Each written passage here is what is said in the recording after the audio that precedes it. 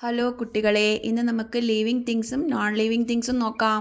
Living തിങ്സും non living തിങ്സും ഏതൊക്കെയാണെന്ന് നോക്കൂ.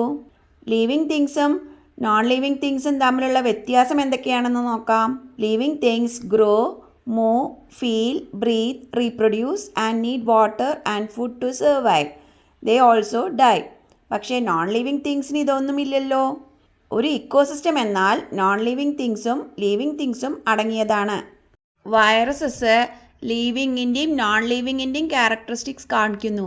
അതുകൊണ്ട് അവയെ ബോർഡർ ലൈൻ ഓർഗാനിസംസ് എന്ന് പറയുന്നു. ലിവിങ് തിങ്സിൻ്റെ പ്രത്യേകതകൾ എന്തൊക്കെയാണെന്ന് നോക്കൂ. ഫയർ ഓക്സിജൻ ഉപയോഗിക്കുന്നു, വളരുന്നു, പടരുന്നു.